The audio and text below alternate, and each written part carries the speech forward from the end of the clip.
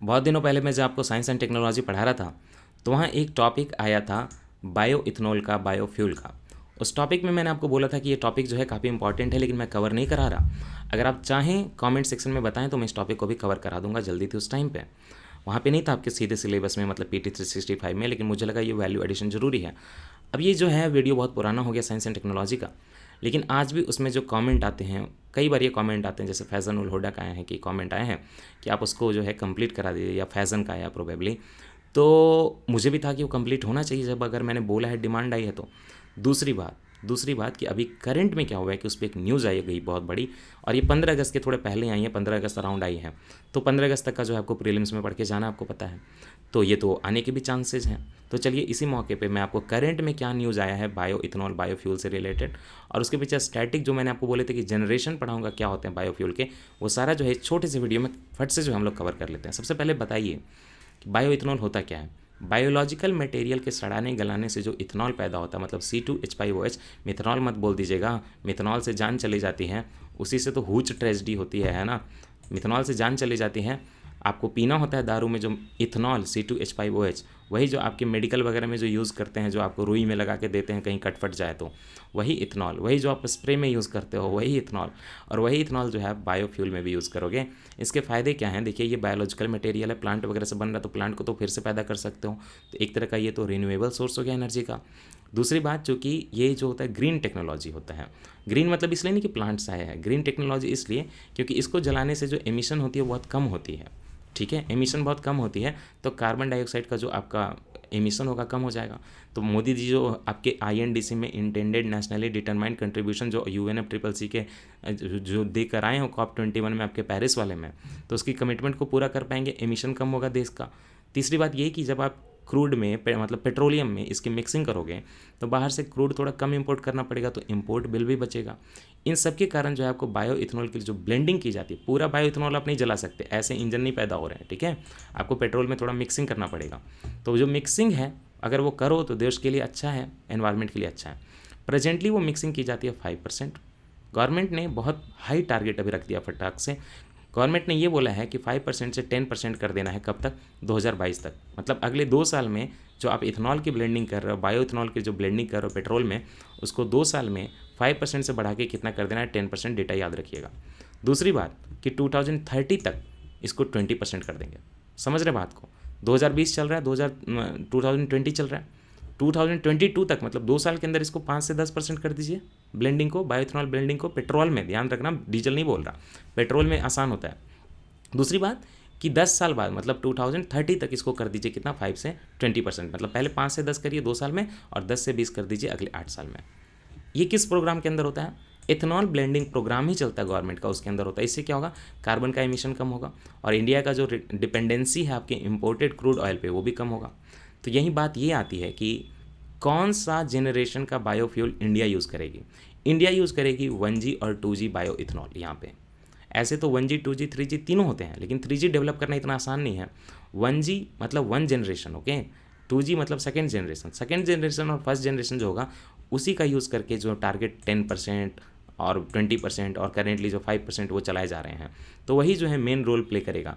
तो ये जो आपका फर्स्ट जनरेशन और सेकेंड जनरेशन बायो इथनॉल कहाँ से आता है, ये चीज़ आपको कहीं ना कहीं अब जो है समझनी पड़ेगी। समझे इस बात को। प्रॉब्लम क्या है कि बायो इथनॉल की अवेलेबिलिटी करने के लिए प्राइवेट सेक्टर जो है बिल्कुल जो है इन्वेस्टमेंट देने के लिए तैयार नहीं। उनको लगता है कि बहुत खर्चीला सेक्टर है, तो प्राइवेट सेक्टर साथ नहीं दे रहा, तो गवर्नमेंट पे बोझ आ गया है। चलिए इंडियन एक्सप्रेस जो है एग्जामिन करेगा कि अगर जो करंट आपका 5% है, तो ये 2022 तक 10% करना, 2030 तक 20% करना कितना पॉसिबल है। पॉसिबिलिटी सबसे पहले जो है आप ये समझिए, इंडियन एक्सप्रेस ने आपको बताया है कि जो गवर्नमेंट का प्रोग्राम है उसमें 1 जनरेशन और 2 जनरेशन का बायोफ्यूल का बहुत इंपॉर्टेंस होगा। बायो इथनॉल बोलें, बायोफ्यूल बोलें, एक ही बात है। बायोफ्यूल का एक टाइप हो गया बायो इथनॉल, तो वहाँ तो 1G 2G जो होता है बायो इथनॉल वो क्या होता है। फिर वहाँ पे आपको जो अलग से 3G क्या होता है मैं आपको अलग से बता दूंगा। तो इंडियन एक्सप्रेस ने 1G 2G तो एक्सप्लेन कर दिया। 1G बायो इथनॉल प्लांट क्या यूटिलाइज़ करता, प्लांट्स क्या होते हैं यूटिलाइज। प्लांट्स मतलब यहाँ पे पौधा नहीं है, फैक्ट्री है जहाँ पे 1G बायो इथनॉल बनता है। उसमें क्या यूटिलाइज़ किया जाता है, शुगर केन का जूस और शुगर केन के मोलासेस। जब आप प्रोडक्शन करते हो शुगर का मिल में, ठीक है, मिल में यूज़ करते हो, तो वहाँ पे बाई प्रोडक्ट में जो है शुगर केन का जूस निकलता है थोड़ा, और शुगर केन के मोलासेस निकलते हैं। ठीक है। अब आपको यहाँ पे मोलासेस नहीं पता होता है कई लोगों को लगता है कि जो शुगर केन का जो चिप्पी होता है उसको मोलासेस बोलते हैं। नहीं, sugar cane molasses is a vicious मतलब विस्कस मतलब गाढ़ा, डार्क और शुगर रिच मतलब कि कार्बोहाइड्रेट बहुत होता है, बाई प्रोडक्ट होता है, शुगर के एक्सट्रैक्शन के टाइम पे निकलता है। इसमें इस जो शुगर केन का साइंटिफिक नाम क्या बताया, सैकरम ऑफिसिनेरियम, ये जानने की जरूरत नहीं है। ऐसा दिखता है, शुगर की चिप्पी की बात नहीं हो रही शुगर केन की, याद रखिएगा। टार लाइक सब्सटेंस दिखता है ये, ऐसा ब्लैक कलर का होता है। ये जो बाई प्रोडक्ट है, साथ ही साथ शुगर केन का जूस भी थोड़ा बाई प्रोडक्ट हो जाता है। इन दोनों का यूज़ करिए, इन दोनों का यूज़ करके अगर आप बायो इथेनॉल निकाल रहे हो तो इसको जो हम लोग 1G बायो इथेनॉल बोलते हैं, ठीक है। उसके साथ हो सकता है कुछ और भी मटेरियल यूज़ होता है, देख लेंगे। 2G प्लांट्स जो हैं, मतलब 2G फैक्ट्री जो बायो इथेनॉल के, वो क्या यूटिलाइज करते हैं। देखिए, आपके एग्रीकल्चर कर रहे हैं, मान लीजिए कुछ सरप्लस बायोमास हो गया, जैसे आपने काटा वहाँ पे, है ना, पुरानी खेत को काटा, जो आप जला देते हैं ना पुरानी चीज़ों को, पिछले जो एग्रीकल्चर के सीजन से निकलती हैं, तो उसी से तो दिल्ली में पॉल्यूशन होता था। आप उसको जलाइए नहीं। जो भी आपका एग्रीकल्चर का वेस्ट है, जो भी आपका जो सरप्लस बायोमास निकला, मतलब प्लांट वगैरह जो सड़ गल रहे हैं, उनको यूटिलाइज कर लीजिए, तो उससे जो निकलेगा उसको 2G बोलते हैं। अच्छा, करेंट स्टेटस क्या है। करेंट स्टेटस जो आपका डोमेस्टिक प्रोडक्शन हो रहा है वो बिल्कुल सफिशिएंट नहीं है ब्लेंडिंग के लिए। ऑयल मार्केटिंग कंपनी जैसा बोल रही हैं, सप्लाई नहीं है इतनी। शुगर के जो मिल हैं, शुगर केन के जो यहाँ से शुगर निकलता है, वो जो मिल हैं, वही जो आपके डोमेस्टिक सप्लायर है मेन बायो इथेनॉल के। ऑयल मार्केटिंग कंपनी को सबसे ज़्यादा बायो इथेनॉल कौन देता है, ये शुगर मिल देते हैं। कौन सा जनरेशन का, 1G जनरेशन का। यहाँ से कितना निकलता है, 1.9 बिलियन लीटर्स निकलता है बायो इथेनॉल का, है ना। और आपका डिमांड कितना है, 3.3 बिलियन लीटर का। तो आप कितना दे रहे हो, ओनली 57.6% दे रहे हो। तो होगा क्या, आपको तो 5% में दिक्कत हो रही है, तो 10% और ये वो मतलब 20% कहाँ से कर लोगे। नेक्स्ट क्वेश्चन ये उठता है कि इंडिया की फैक्ट्री जो है शुगर मिल्स, क्यों वो जो है अपना डिमांड फुलफिल नहीं कर पा रही। देखिए, एक्सपर्ट्स ये बोलते हैं कि आपके जो शुगर के मिल्स हैं are best place to produce bioethanol, do not have the financial. जो शुगर के मिल्स हैं, फर्स्ट जनरेशन जो आ रहा है, वही सबसे अच्छा तरीका है, आप ले लो। लेकिन उनकी फाइनेंशियल स्टेबिलिटी तो शुगर सेक्टर में नहीं है, तो वो अपना बायोफ्यूल का जो प्लांट अलग से साइड में बनाएंगे, उसके लिए पैसे कहाँ से आएंगे उनके पास। और साथ ही साथ इन्वेस्टर का ये कंसर्न है कि आगे कोई अनसर्टेनिटी हो सकती है, गवर्नमेंट का कब पॉलिसी चेंज हो जाए, बायो इथेनॉल की जो प्राइसिंग है वो सकता बाद में बहुत सस्ती हो जाए और फैक्ट्री का दाम ही ना निकले। In general the sugar sector has its own balance sheet issue. आपको पता ही है शुगर सेक्टर में तो ऑलरेडी प्रॉब्लम चल रहा है, फेयर प्राइसिंग वगैरह का बहुत प्रॉब्लम चल रहा है, बहुत ज़्यादा एरियर बाकी है, ठीक है। और डोमेस्टिक बायोफ्यूल टेक्नोलॉजी प्रोवाइडर एक जो कंपनी है वो बोलते हैं कि sugar mills have had to pay higher prices for sugar cane set by the government even when there has been supply gluts. समझ रहे हैं इस बात को। शुगर केन की जो फैक्ट्रीज हैं उनको किसानों वगैरह को ऑलरेडी बहुत ज़्यादा हाई प्राइस देना पड़ता है शुगर केन जो लोग प्रक्योर करते हैं ना उसके लिए, जबकि कंट्री में आपकी कमी है फिर भी किसानों को ज़्यादा देना पड़ता है, इनका ऐसा कहना है। तो वो ऑलरेडी बैलेंस शीट का प्रॉब्लम है, तो बायो इथेनॉल में कहाँ से इन्वेस्ट करेंगे। और उनकी जो प्राइस की कंट्रोलिंग है, आपको पता है शुगर केन का भी प्राइस कंट्रोल, और जो उससे निकलेगा बायो इथेनॉल उसके साइड प्रोडक्ट से, उसका भी बाई प्रोडक्ट से, उसका दोनों का प्राइस कंट्रोलिंग जो है सेंट्रल गवर्नमेंट के हाथ में है। तो शुगर केन की फैक्ट्री का स्टेट गवर्नमेंट का तो कोई हाथ नहीं, इनका कोई हाथ नहीं, फ्री मार्केट है नहीं है। बायो इथेनॉल जो निकलता है बाई प्रोडक्ट से शुगर केन की इंडस्ट्री के और साथ ही साथ जो शुगर केन का जो फेयर प्राइसिंग वगैरह किया जाता है, ये सारे तो देखिए सेंट्रल गवर्नमेंट डिसाइड करती है। तो सेंट्रल गवर्नमेंट क्या पता कब को कल सस्ता महंगा क्या कर दे, अनसर्टेनिटी है, फ्री मार्केट इकॉनमी नहीं है। दूसरा बात, 1G से नहीं आ रहा, शुगर केन से नहीं आ रहा, तो 2G कर लेते हैं। आपको पता है ये लोग जला देते हैं किसान, लेकिन अगर आप उसको प्रोक्योर करने जाओगे ना तो बहुत महंगा पड़ जाता है। देखिए, price of obtaining agricultural waste required for the production of bio ethanol. अगर बायो इथेनॉल के प्रोडक्शन के लिए आप एग्रीकल्चरल वेस्ट लेने जाते हो तो बहुत महंगा पड़ जाता है, क्योंकि ट्रांसपोर्ट वगैरह का खर्चा है, किसानों के पास भी एक जगह नहीं है वो वेस्ट, है ना, बहुत खर्चा है। तो वो भी एक वायबल ऑप्शन नहीं है प्राइवेट सेक्टर के लिए, तो प्राइवेट सेक्टर आगे आ नहीं रही है।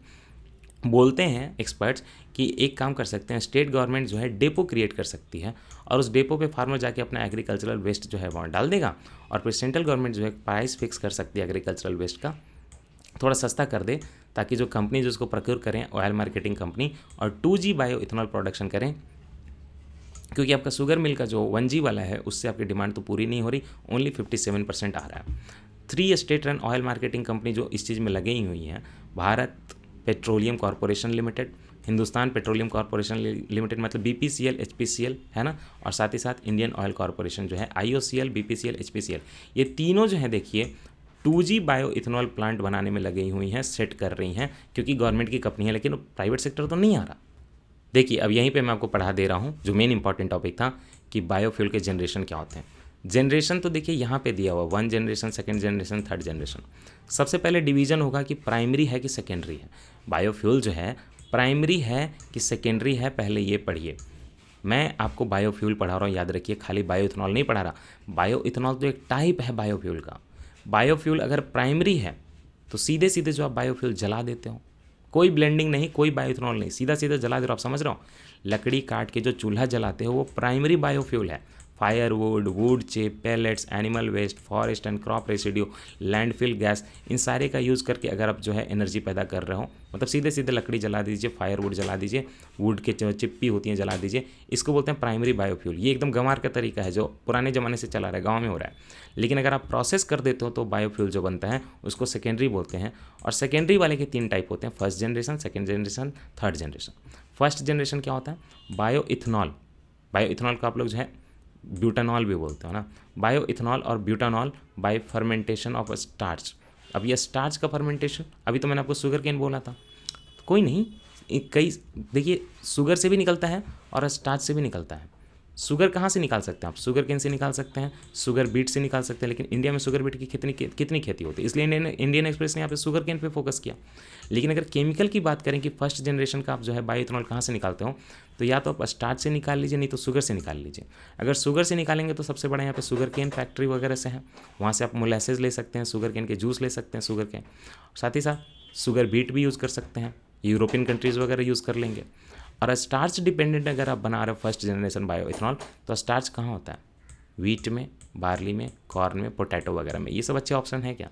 ये सारी चीज़ें आप देखिए खाने की चीज़ें हैं ऑलरेडी।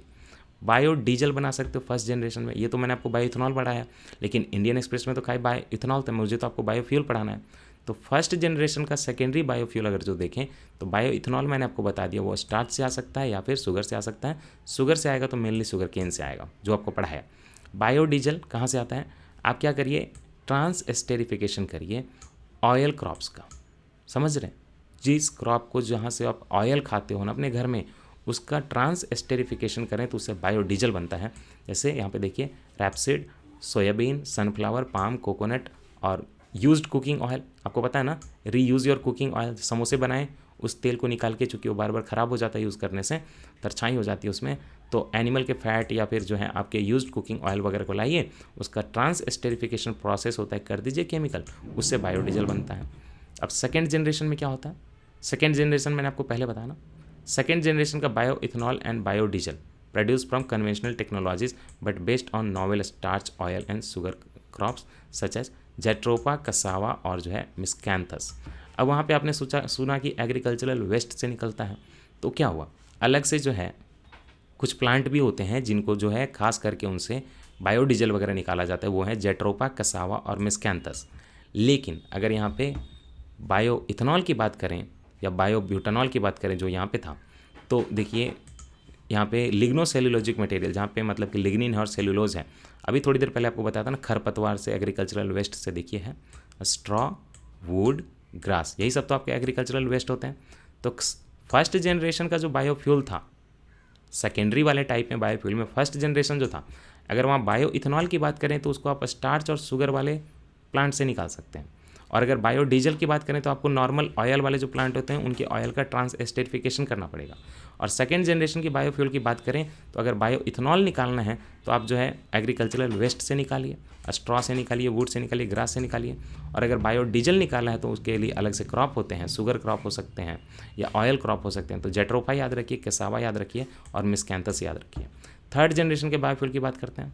अगर बायोडीजल निकालना है 3rd जनरेशन में तो माइक्रो एल्गी से निकालिए, अलग से जो है आप एल्गी लगाइए, अलग से एल्गी निकालिए और उनसे यूज़ करके जो है बायोडीजल लगाइए।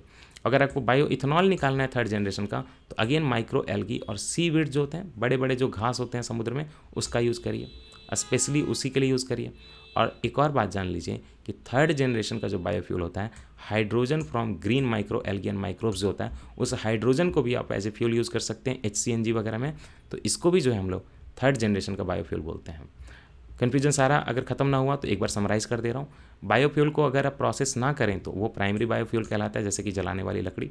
अगर आप बायोफ्यूल को प्रोसेस करते हैं तो वो सेकेंडरी कहलाता है।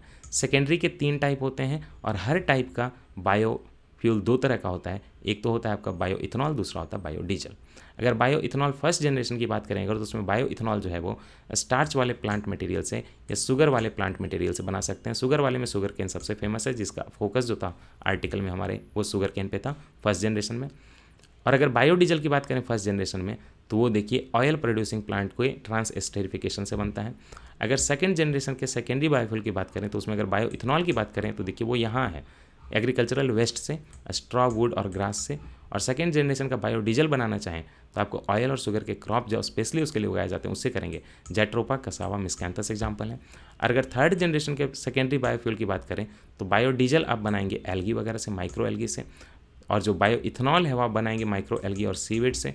और जो हाइड्रोजन को भी आप थर्ड जनरेशन सेकेंडरी बायोफ्यूल में काउंट कर सकते हैं, अगर वो हाइड्रोजन ग्रीन माइक्रो एल्गी या माइक्रोब से बना हुआ हो। याद रखिएगा, हाइड्रोजन और जगह से भी आ सकता है, वाटर को तोड़ के भी हाइड्रोजन निकाल सकते हो, तो उसको बायोफ्यूल नहीं बोलोगे।